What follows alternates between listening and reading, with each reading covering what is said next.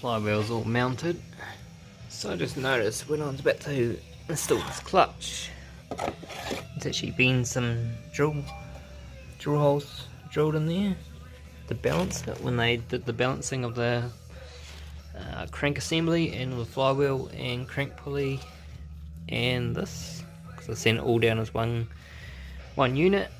But yeah, no, just some new random holes drilled in there, which is from when they done this. So this whole bottom end is all balanced as best as it can, better than the factory. So I don't know if you'll notice it when I'm driving, but hey, why not? Everything was all pulled apart. So yeah, I'm just about to bolt this pressure plate on and the clutch.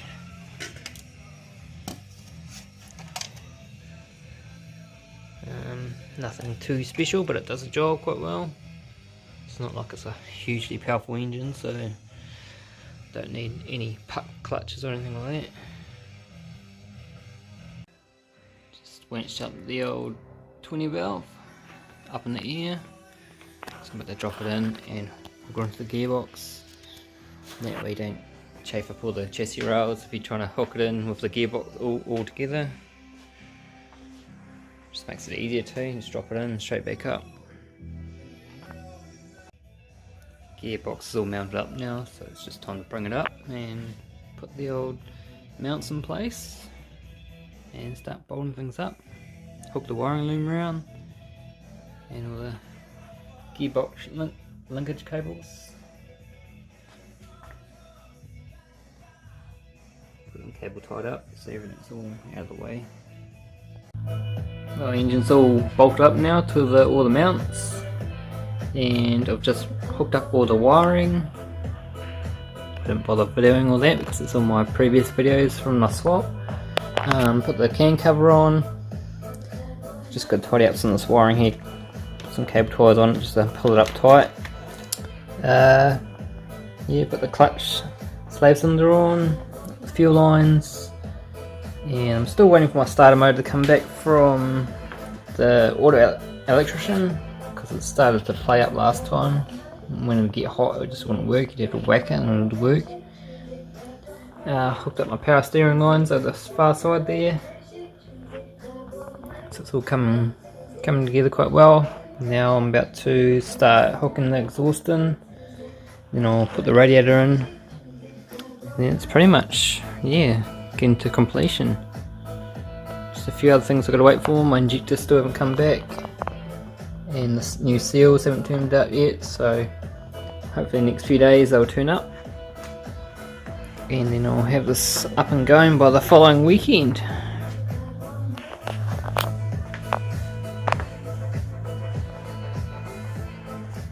Best thing about having these is you can easily get to your starter motor right under there without having to go up from underneath. So I'll just leave those off towards the end, and once the starter motor's in, then I'll put them all on in my filter. And I just mocked up my pipe across filter. I'm going to have to knock this off, chop it off, or I've got another strut brace in the corner, which is off the lid outside, the A111, which doesn't have this bracket, but it's got another bracket on that side. But I can easily chop those off and either leave it black or paint it silver again. So that's the plan. So last night I installed the radiator. It's got no coolant in there yet, and the overflow bottle. And I was installed the exhaust pipe, heater pipe. I haven't screwed up down the bottom of that joint because I've got to put new seals in there. Gasket. I installed my catch can, which goes from the PCV valve into the can, then back through and around into the intake, so it catches all the, well, hopefully nothing now, but any oil. So tonight I might install the half shafts and drive shafts here, so then I can get all the the brakes back into place. how they should be. Still waiting for the starter motor, still wasn't finished today. Because once that's on, I can put all the ITBs on.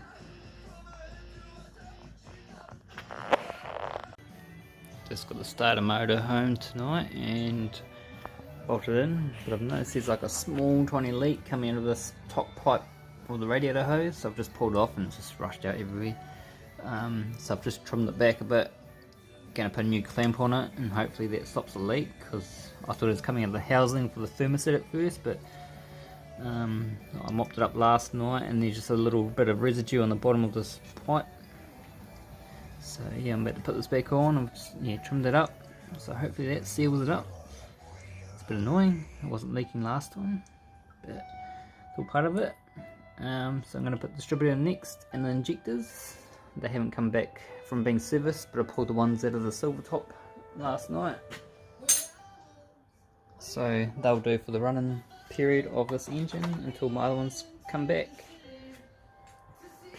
And yeah, so hopefully we can get this started. I'm just prepping up for first startup. So basically in the middle of the oil filter, I've filled it right up with oil to prime up the oil pump. I'm about to fill up the oil filter itself with oil out of my little pump thing. Just using mineral oil, which was recommended. A good quality one. Just put the injectors in there from the silver top. I'm not going to put the trumpets on yet for this, for the first startup. So basically I'm going to start up with no spark plugs in there. Wind over for about 45 seconds to get the oil through all the galleries and around all the bearings, and then yeah, first startup will happen. So the oil filter's all filled up, ready to try and slip on awkwardly for the oil going down the front of the engine, but that's just so it's less to fill up when you're trying to get the oil around. Still got the coolant around everywhere. Worry about it later, I'm just trying to get it started. So just got the fuel pump disconnected in the back here. Just going to wind it over for a good wee while just to get the oil through all the galleries and around the crank and all that.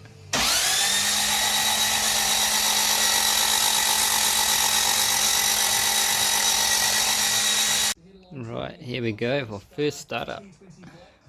Bit nervous, but hopefully it's all good.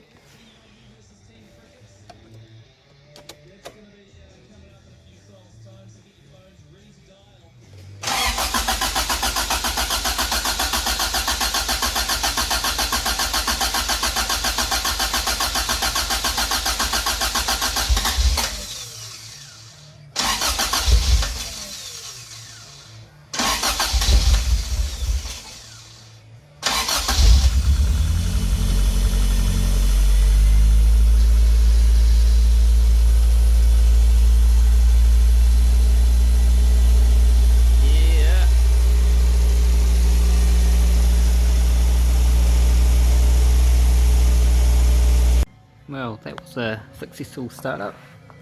So basically did one startup to warm everything up, then treat some of the paint that I've put on there and some of the seals. Hit the heaters on in there too, just to get the coolant all around. And so I'm just going to crack this open and top it back up tomorrow sometime. So meanwhile, while that's happening, I'm going to install all the trumpets and the filter, the pipe across filter. These are from MRP, so that should complete the back end there, and then I'll just tidy up some of this loose wiring that's just hanging around, make sure it's all tight, and then put the split pins on there. I need to repaint my calipers too, all the red paint's coming off, and basically put all my covers on underneath. Just started mounting this backing plate. Put a couple of bolts in there just to hold it in place while I put the other trumpets on, or velocity stacks. It's got a nice fitment, same diameter, and I'm not actually going to use a gasket on this one because this fits so much nicer and tighter, because yeah, I put this on there, but it leaves like a big step between the trumpet and the, well, I should say the backing plate and the throttle body. So I'm just going to have none on there, and then I'm going to start mounting these up. They've got a nice shape to them. So these are from MRP as well. So pretty much, yeah, MRP conrods, MRP velocity sticks, MRP backing plate, and a pipe across filter. And I've got the pistons from MRP as well. I've just mounted up all the velocity stacks or trumpets, whatever you want to call it. So they're looking clean and tidy through there.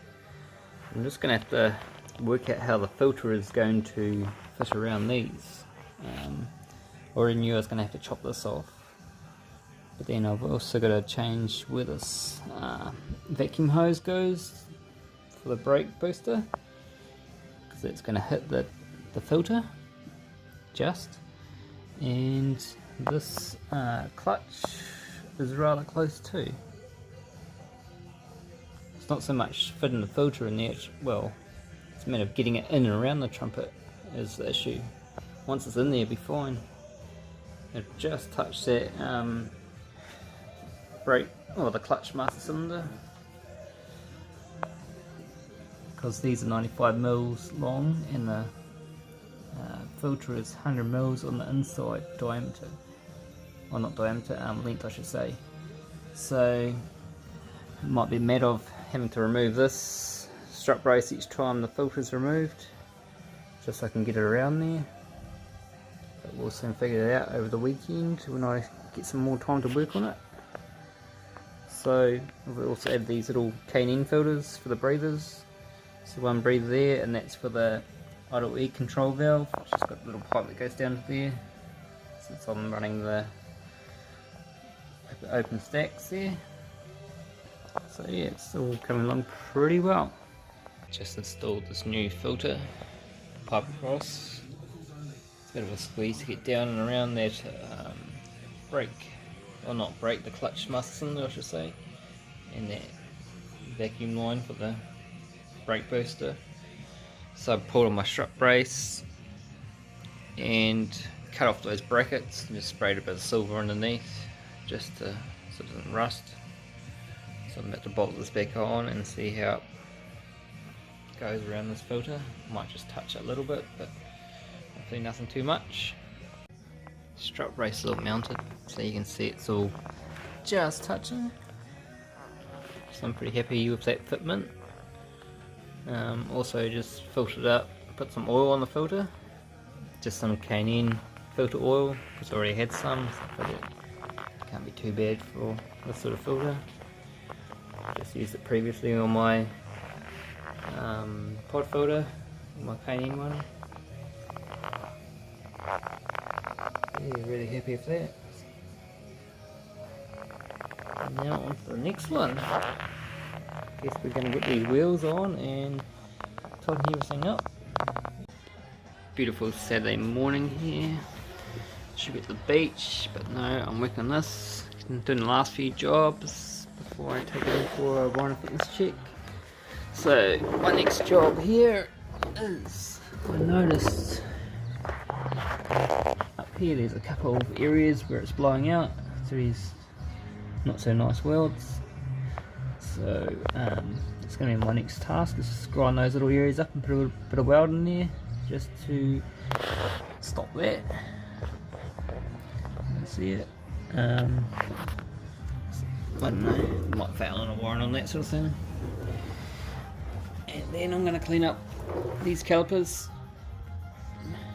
and get everything all bolted up properly, all the braided brake lines and stuff like that. We'll do that on both sides. Probably do the rear calipers too if I get time. Makes sense to do them all at once. So these are AE 111 calipers, 2 pots. And a disc that's been machined down to fit. And I'll also put these dimples in. So that's all done now, just welded it up, put some heat proof paint on it. my little gasless welder. So now I'm on to my next job, trying to sort out this oil pressure gauge. Even before, when I popped the 20 valve in, it wouldn't work. So just connecting the wire up to the wire that goes to the sender down there. And I'm going to use my multimeter and just try and figure out, or attempt to figure out why it's not working. Pulled out my wiring from underneath. Still got labels on from when I did all the wiring. Failing that, I'll just hook up this temporary gauge down here, just so I've got some idea of what the oil pressure is doing. But for some reason that one there is not working.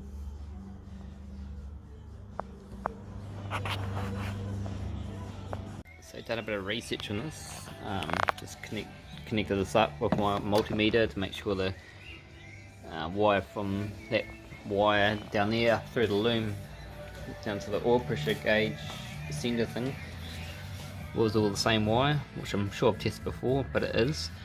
So what I've actually done is hopped on Google and found some research. Is the 20 valve little oil pressure sender in there is completely different to the 16 valve. So that one works on like an on-off switch, like a light, so that obviously the light will come up on your dash when you got low oil pressure, whereas this one in my 16 valve, I don't know if you can see it in there, it's quite a large round one which works like on a diaphragm type thing, they say.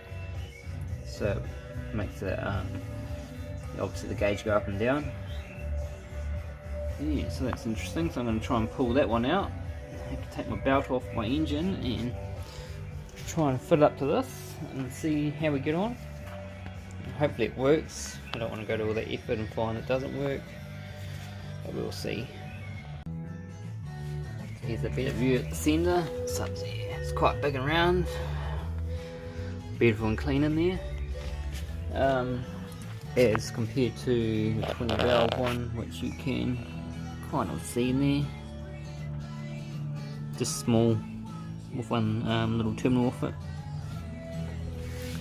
So I'm going to pull this off and clean it up, and I'll probably have to take my power steering pump bracket off a bit so I can screw this one in. Pulled off all my power steering pump bracket just to access this silly little thing. So I'm going to install this big one here, hopefully this works. I know it works on my aftermarket gauge because I tested it on the bench before. So yeah, quite a comparison difference in size. So hopefully this all goes and works, and yeah, a bit frustrating him to undo what you've already done, but oh well. So just been running my car for the last sort of 20 minutes in the shed, make sure everything's not leaking, all that sort of things. This gauge still doesn't go, this oil pressure gauge, so temporarily installed this one onto that factory sender, so it's all over the place, but when you put the pressure down it goes up, so at least you know it's up as opposed to nothing at all. So yeah, it's been running for the last 20 minutes, sort of up to 2,500–3,000 RPM for about 15 seconds, let off and give it a bit of idle, and a few little pumps accelerator, nothing past 3,000 RPM, and it sounds a bit rattly. I think it's just still the VVT pulley, not fully, obviously when you floor it, it fills it full of oil, so it might be still a little bit empty, I guess. It shouldn't be too noisy, it's a brand new one. So yeah, I've had this going for 20 minutes.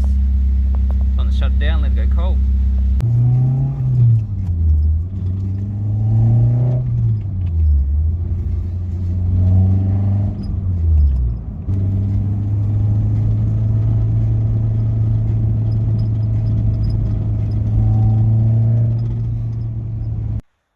Here we have it.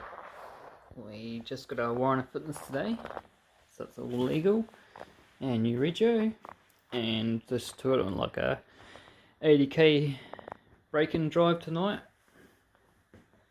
So I've just dumped all the oil to get all the metal out, well, metal from the rings apparently in the block when it beads in. I ran it up for half an hour yesterday just to make sure all the fluid's sweet and there's no leaks from anything anywhere. So yeah, I'm just draining it up. I've actually got it jacked up at the back because the oil sump drain hole is at the front of the sump. And yeah, just doing some little checks at the moment. Everything seems to be looking good. Went well tonight. So now I've got another, I don't know, about 200-300 Ks on this oil change, and I'll dump this out and put some good oil in. So I'm just using some mineral oil at the moment. That's what they suggest for running. Just filling it back up with oil now. So I'm just using some Valvoline 1540 mineral.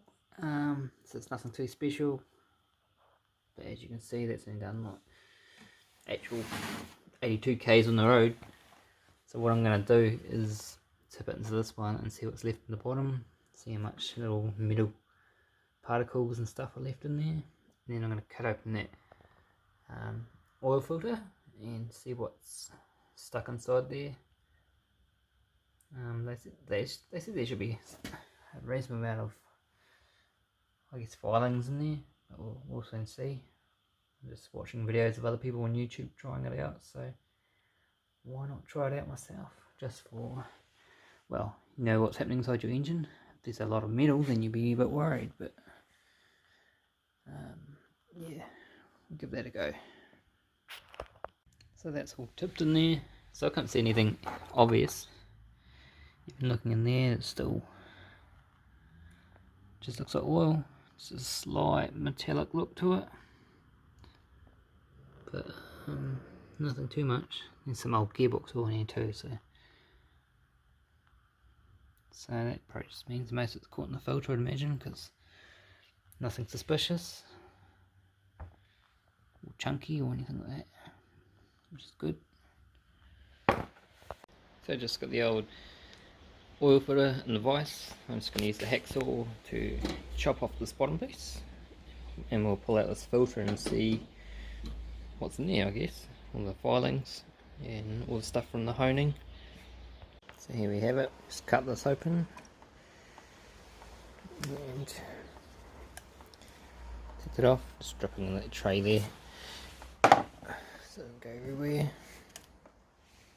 Slip out, a little valve thing they could have in there. Yum. Check that out.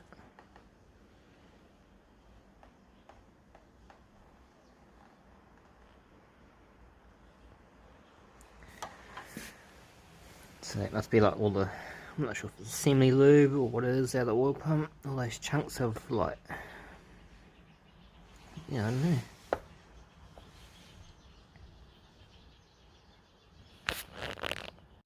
Here's my filter. So that is the semi lube on there from the oil filter. So I've just hacksawed around each side and I'm about to pull this all out. This make me think about this semi lube. Imagine if your whole engine was full of it, the whole filter would be full. Chock a block right up, not allowing any oil flow through. So I'm guessing that's why some people say not to use it assembling your whole engine up. It's pretty thick and gluggy. So yeah, I'm going to put this camera down and pull this out and lay it out. All pulled out now, so yes. Looking pretty good. Not too much metal or anything in there. Just the semi lube, all those chunks. Some very fine bits from the honing and the bores, but yeah, nothing to be concerned about at all. So very pleased with that.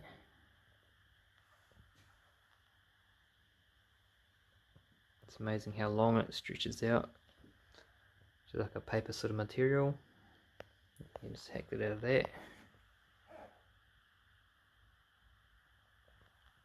So that's on the inside of a Ryco filter, all the holes.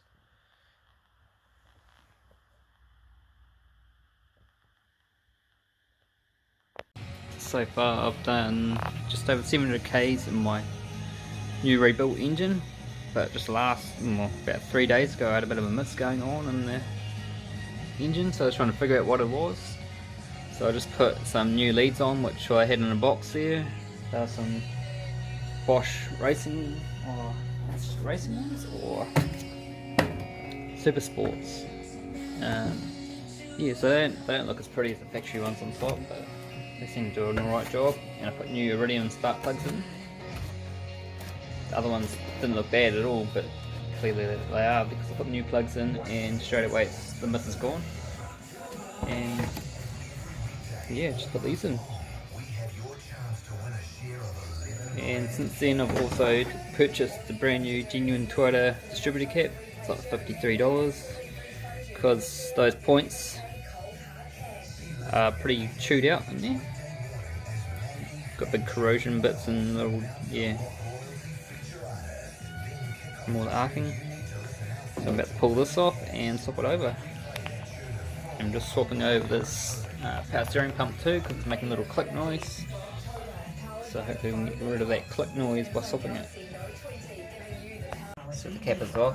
So basically I just sand up some sandpaper on that connection there. And this is the new versus old. So this one I actually scratched up just a few days ago, which has worked. But yeah, they got about a millimetre of wear on those terminals. So it's sort of concave, you can't quite see it, but you sort of see that one there for the focuses. Whereas these ones are straight up and down.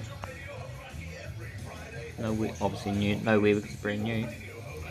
So yeah, millimetre can be a big difference after running with your spark in your engine.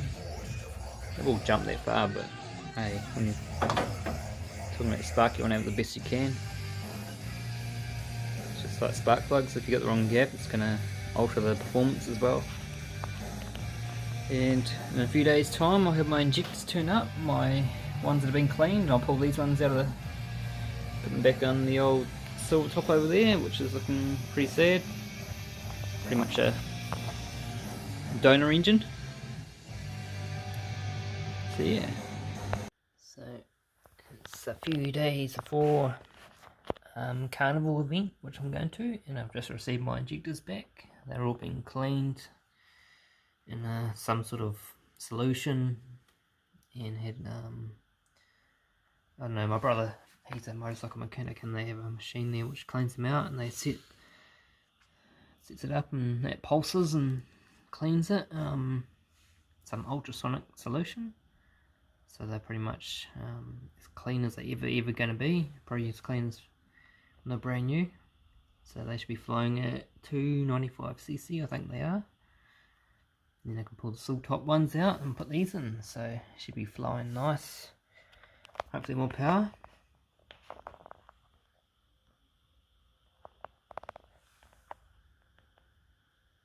Also got new O-rings for it, but these ones are actually not too bad, so I'll just put the new one on the bottom and the top. So a bit crushed when I pulled them out and perished.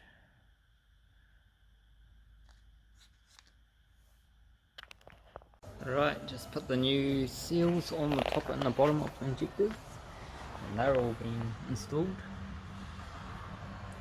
Not much to see, just generalised injectors. So here we have it, it's all done finally.